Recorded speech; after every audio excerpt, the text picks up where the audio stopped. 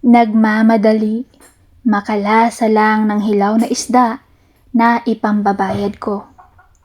Mahilig talaga ako magbisikleta. Minsan 3 ulit ako umaalis sa maghapon. Iba't iba kasi ang ruta ko. Ako si Melanie. Upgraded nga pala ang gamit kong bike. Alum ang body nito at sobrang nipis ng gulong at automatic ang mga gear nito. Naka-hydraulic brake pa. Basta mahilig talaga ako sa bike simula pa noon. Di naiiwasan na may parts na nasisira kasi matulin talaga ako magpatakbo. Marami rin akong mga shop na pinapagawaan. Ang mga operator nito ay nahuhumaling talaga sa ganda ko. Kasi lagi akong nakasuot ng pang-rides at balingkinitan talaga ang katawan ko. Pinagpapantasyahan nila ako. Di ko sure pero ang lagkit kasi na mga tingin nila sa akin. Minsan nga, pag may nasira, si mister na lang ang pinapaayos ko. Para naman din ako pumunta ng shop. Pero one time, pauwi na ako galing sa pagbebisikleta. May panibago akong dinaanan pauwi kasi explorer ako. Then biglang may kung anong sumirit. At nagulat na lang ako, yung gulong ko sa hulihan. Hala, lagot na. Saan ako nito magpapaayos? Maitulak nga ng bahagya. Miss, dyan sa may unahan, meron dyan. Okay, salamat kuya, sabi ko sa kanya. Okay lang ganda. Tulungan na kita dyan sa pagtutulak mo. No, it's okay, no problem. I can handle naman na. At medyo papalapit na ako sa shop na may pangalang John Biker Shop. Ito na yun. Kuya, pagawa nga nito. John, aniya sa akin. Ate, John lang. Medyo okay kung tatawagin mo akong ganyan. Bakit makaati ka dyan eh? Ilang taon ka na ba? Sabi ni John. 25 pa lang ako. Di bali na, it's okay. Then, kinuha niya yung bike. Sabi niya medyo malaki na ang butas. Papalitan na natin, then kalbo na rin yung gulong mo. Delikado ito para sa'yo. John, ang dala ko dito, kukulangin eh. Sabi ko sa kanya. No problem. Balikan na lang sa kukulangin. Basta ikakabit ko na ito nang makabiyahe ka na. Balikan na lang kapag gusto mo. Kung hindi okay lang naman. Wow! Aniya nito. Wow! Ano to, libre? John, wala nang libre ngayon, di ba? Meron, basta ikaw.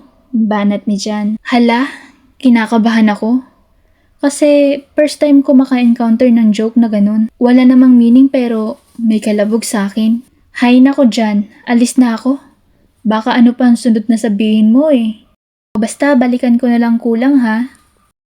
Pwede namang ikaw na lang ang bumalik. Ayan ka na naman eh, sabi ko sa kanya. Sige na, bye na.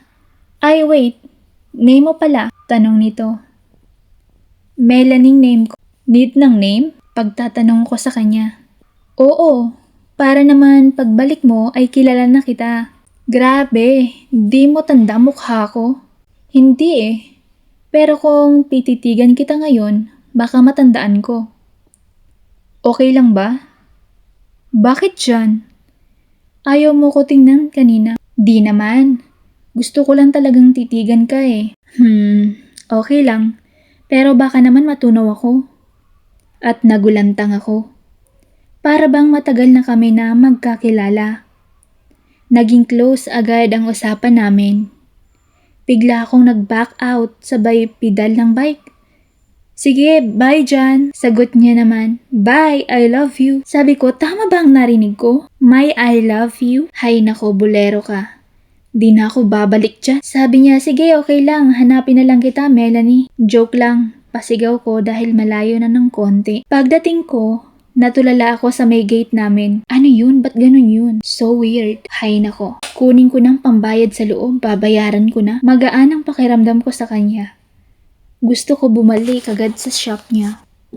Ba't gusto kong bumalik agad? Naaalala ko nung tumitig siya sa akin. Malagkit at namumungay ang mata.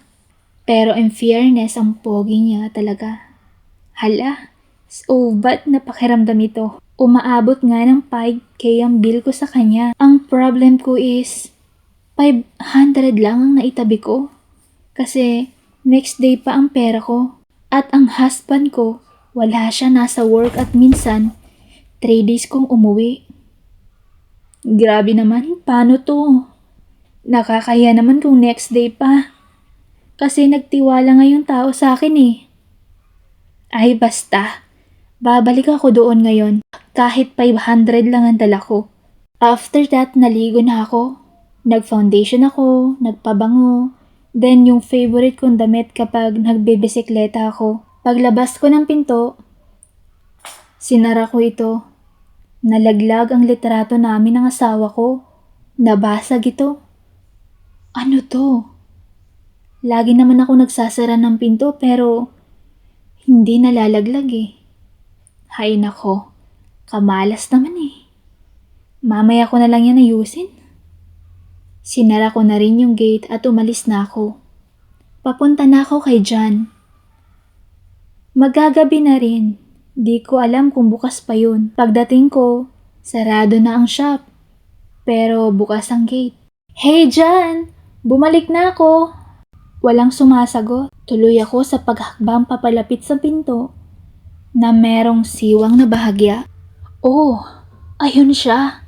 Naka-music pala at nagpo-push up pa. Wala siyang upper part na wear. As in, hulmang-hulma. Pagkabangon niya, di niya pansin na nasa may malapit na ako. Gugulatin ko ba? Ano kayang magandang gawin? Magagalit kaya siya? Basta, bahala na. Bingi kasi dahil sa music eh. It's your fault kung pumasok na ako ng gate. Bulong ko sa sarili ko. Dahan-dahan akong lumapit sa kanya. Nang malapit na ako, sabi niya habang nagpo-push up, Melanie, ang tagal mo lumapit. May CCTV ako, ayan oh. Lika dito, ayan oh. Ha? Napatalikod talaga ako. Sahiya ako sa kanya. Unti-unti akong pinagpawisan ng malamig. Sorry Jan, nakita mo mga moves ko? Oo eh, parang manluloob ka ng bahay eh. Pero kung ganun ka, wala ka namang kawala sa akin dito eh. Kaya hinayaan na kitang makapasok. Oy, grabe ka dyan. Di ako ganun. Eto naman, hindi mabiro. Okay, bakit ka andito? Tanong nito sa akin. Sabi ko, babalik ako, di ba? Oo, at dahil dyan, samahan mo na rin akong magmerienda. Napagod ako mag-workout eh. Order ako, may apps naman ako dito eh. Lagi ko tong ino-orderan. Ano gusto mo? Ha? Really? Ako sasamahan ka kumain? Di nga, di ba nakakahiya yun? Okay, sige. Sabi mo eh. Pero magdi-dinner na eh. No problem, so early pa naman. So, friends? Inabot niyang kamay niya din, sabi ko, yeah, friends. At biglang may dumating. Rider ng food. O ayan na pala. Marami siyang in-order at meron pang sanmig. Tig-isa kami. Ano, lalasingin mo ko? Tanong ko sa kanya. Light lang yan, ano ka ba? Wala lang yan. Binuksan niya agad at sinimulan namin ito. Marami kaming napagkwentuhan. Nag-iiba na ang pakiramdam ko. Umiinit at parang may mga kalokohan akong naiisip. At sinabi ko sa kanya, John, tayo lang ba dito? Oo naman, bakit? Kasi ang gwapo mo. Nag-appear siya sa akin. Hala, bakit ang lambot ng kamay? Bike siya, pero bakit ganun? Ano, sino ka? Paano mo nalaman? Si Jan, kapatid ko. Magkamukha talaga kami. Umuwi na siya at nabanggit ka niya sa akin. Kaya din ako nagulat sa'yo. Napanood ko sa CCTV mukha mo at ang usapan niyo. So, kayo ang owner? Yes, I am Josh. Melanie? Okay. No, it's okay naman na. You're good naman, hindi ba? I am good if ikaw din. Pero pag bad ka, this time I'll go. Lalim ng bitaw niya. Pero gets ko na. Okay din sa kanya if anong kahihinat na namin. Kasi aaminin ko, tinamaan ako. Hindi ng alak, kundi kay Josh. Yes, nahumaling ako sa matipuno niyang katawan. Josh, you're perfect, you know? Tanong ni Josh. Oo, ikaw. Like what? Tanong ulit ni Josh. Yung ikaw, naku ikaw, nambobola ka rin. Josh, I think I'm sleepy na. Pero paraan ko lang yun. Baka ikwarto niya ako. Yes, ayan na. Bubuhatin niya ako. Magaan ka lang, Melanie. Akala mo di kita mabubuhat ha? Habang inilalapag niya ako sa napakalambot na higaan. Then, feel ko dumistansya siya. At biglang may di ko maintindihang nagbago. Ang kulay ng ilaw. Dim light na sakto lang para magkakitaan kami. Then papalapit siya. Naamoy ko siya. Sobrang bango. Di ko alam that time if anong nangyayari sa katawan ko. Parang nagliliyab eh. Melanie, sana wag kang magalit. Can I kiss you? Di ako umimik kunwari lasing. Then ramdam kong papalapit ang labi niya at lumapit na nga. Sobrang lambot. At hindi naging smack dahil gumanti ako at hinawakan ko siya. John, it's okay. Do what you want. At unti-unti niyang tinanggal ang sa pangalawang boto na siya ng damit ko. Tinulungan ko na at lumapat na ang dibdib niya.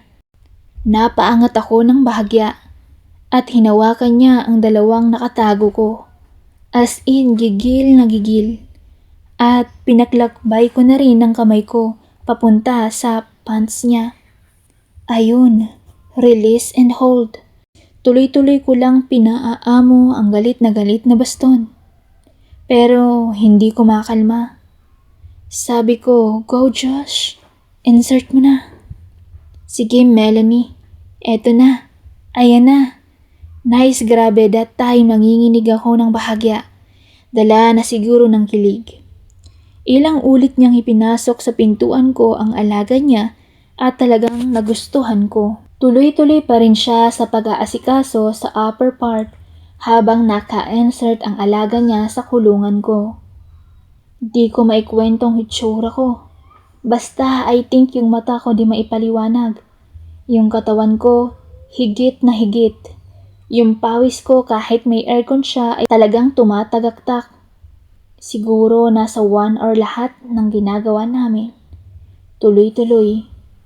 Magaling din siya mangisda. Talagang hanggang dulo ng ilog ay pinuntahan niya. Grabe, di ko alam. Sino ba ang unang nakatulog sa amin? Melanie. Melanie. Sambit niya. Good morning. Then sabi ko, Melanie. Melanie. Good morning. Sambit niya. Then sabi ko, hala, umaga na pala. Josh, grabe ka ha. Nagustuhan mo ba? Tanong ni Josh. Oo naman, sobra. Ramdam ko pa nga eh. Sagot ko na may halong no worries. We can do it again naman, diba? Tanong ni Josh. Oo, if okay sa'yo. Sagot ko. Eto nga pala yung balance ko. Inabot ko yung 500. Then sabi niya, no need, sa'yo yan. At if magkakaproblem pa ng bike mo, libre ko na lahat ng parts niyan. Ay sobra naman Josh. Bigla kong nasambit sa kanya. Oo nga, ano ka ba? Libangan ko lang itong shop na to. Actually, isa akong owner ng Jackas Hotel na marami ng iba't ibang branches. Kaya okay lang na ilibre kita ng mga parts. Wala yun, saka masaya ako. Lalo na ngayon. Okay, sige. Offer mo yan eh. Ayan, halika dito. Check natin yung bike mo. At sinama niya ako kung saan ko iniwan ang bike. Ayan, kita mo yung brake? Medyo may kalumaan na. O ito, palitan natin baka kung mapano ka niyan. Grabe, napaka-concern niya. At that time, umuwi na ako. After mapalitan ng brake yung bike ko. At makailang balik na ako sa shop niya. Pagdating, kalikot sa akin at bago palit pyesa. Aaminin ko kahit hindi pa sira, sinisira ko. Minsan para bumalik sa kanya at masubukan ulit ang tools niya. After 1 month, pansin ko sa bike ko super upgraded na talaga. Kinumpute ko yon nasa 150k na ang pyesa na nailalagay niya. At ako naman, sariwang-sariwa dahil laging dinidilig ang halaman. Natatakot ako. Baka mapansin ng asawa ko. Ano ang gagawin ko kapag nagtanong na kung saan ko kinukuha ang ipinampapalit ko ng parts at mga ipinambibili ko, lalo na at hindi naman ito nagbibigay sa akin ng pambili ng parts ng aking bike. Itutuloy ko pa ba ang pagbibisikleta ko o hindi na? Itutuloy ko pa ba ang pagpunta ko kay Josh? Hindi lang para ipaayos yung bike ko, kundi para na din magpakalikot. Sana mapayuhan niyo ko. Salamat.